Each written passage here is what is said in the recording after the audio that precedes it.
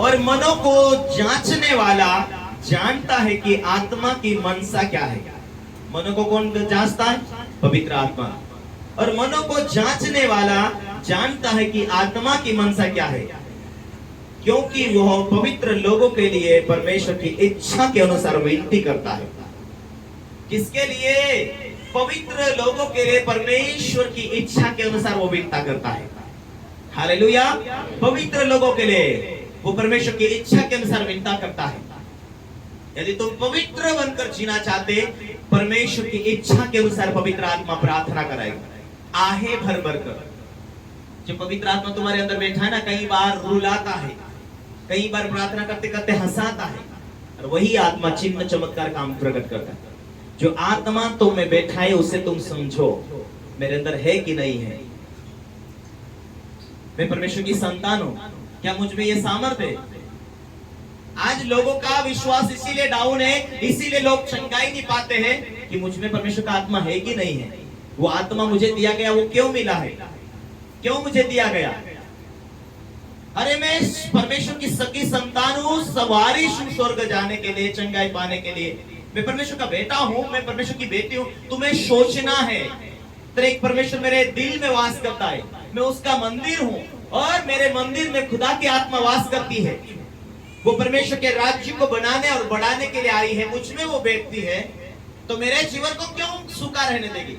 फलवंत करेगी, जयवंत करेगी, आशीषित हरा भरा करेगी। परमेश्वर का आत्मा तुम में वास करता है, और तुम लाचार पड़े रहेंगे। शायद मैं पहले जैसा नहीं हूं, शायद मैं पहले, मेरा जीवन में शायद अभिषेक मिलेगा कि नहीं, वरदान मिलेंगे कि नहीं, मेरे जीवन में बरकत आएगा कि नहीं। Hallelujah, hallelujah. विश्वास होना चाहिए, परमेश्वर काम करता है, मुझसे परमेश्वर प्यार करता है। समझो, याकूब को ये मालूम था कि परमेश्वर मेरे से प्यार करता है, मेरे ऊपर खुदा का वायदा है।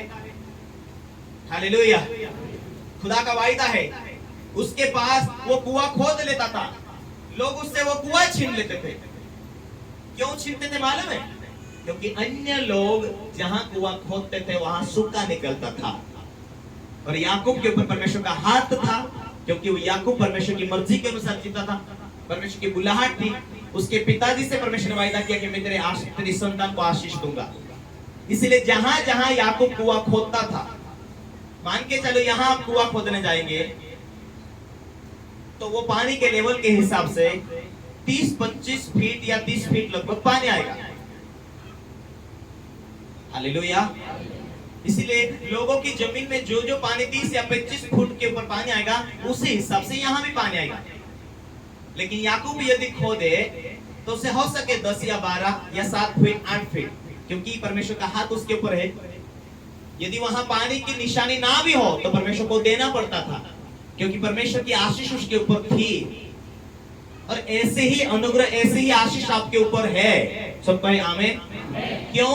क्योंकि परमेश्वर ने कहा अब्राहम को, अब्राहम तो विश्वास का पिता है, तेरे द्वारा मैं सारी जाति के सारी कुलों को आशीष दूंगा। तेरे थ्रू, तेरे विश्वास के खातिर वो धर्मी ठहराएंगी, तेरे विश्वास के खातिर वो आशीष पाएंगी।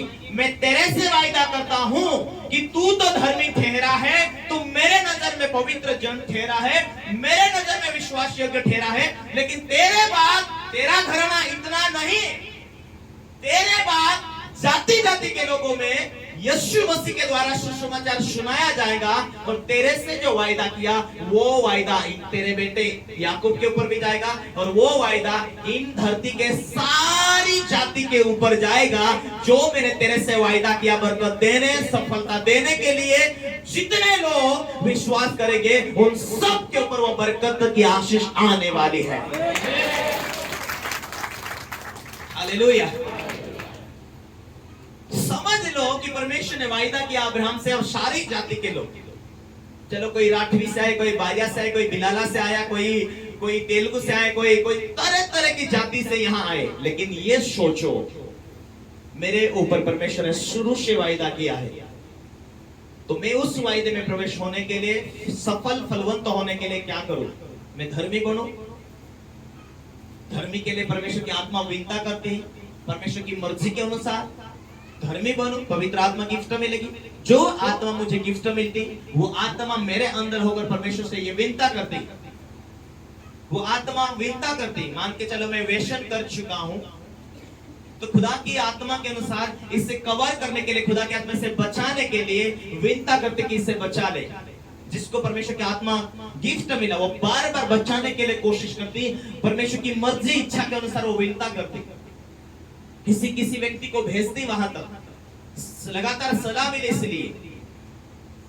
Hallelujah, hallelujah. हम पुत्र है, परमेश्वर की आत्मा इसलिए दिया गया कि हमें उसकी मर्जी के अनुसार वो विनता करके हमें स्थिर कर सके, हमें बचा सके। उसकी आत्मा इसीलिए हमें मिली। अब तेरे परमेश्वर हमारे अंदर वास करता, पिता पुत्र पवित्र आत्मा मिलकर हमारे अंदर बैठकर वो वास कर रहा है। सोचो, वो आत्मा हमें हमारा भविष्य बिगाड़ने के लिए नहीं आए, पर हमें विश्वास करना चाहिए। आज वो आत्मा ईमानदार देखना चाहता, वो आत्मा पवित्र देखना चाहता, हमें वो आत्मा लगातार हमें प्रार्थना की ओर आकर्षित करना चाहता। हालेलुया। ये विश्वास होना चाहिए कि परमेश्वर का वादा मेरे ऊपर है, आप में आशीषित होने के लिए बुलाएगा। मुझे लगातार चर्चे जाना, प्रार्थना में बने रहना, अपना बीज बोना, अपने भेंटों को देना, मुझे पवित्र जीवन जीना। परमेश्वर की वायदा है कि आज तुम खाली हो, आज तो साइकिल नहीं, पर जरूर परमेश्वर देगा, जरूर मार्ग खोलेगा, क्योंकि परमेश्वर का वायदा मेरे ऊपर है। ये विश्वास नहीं है, जिन लोगों के ऊपर ये विश्वास नहीं है, तो वो लोग पीछे हटते हैं, अपनी बुलाहट से स्थिर नहीं रह पाते, प्रार्थना नहीं कर पाते। चंगाई चाहिए केवल, लेकिन ये नहीं सोचते कि चंगाई देने वाला आत्मा मेरे अंदर वास करता है। मैं जिस किसी के लिए दुआ करूंगा वे चंगे हो जाएंगे। मैं जो विश्वास की बातें बोलूंगा वो विश्वास करेंगे, मैं दुआ करूंगा वे चंगे हो जाएंगे।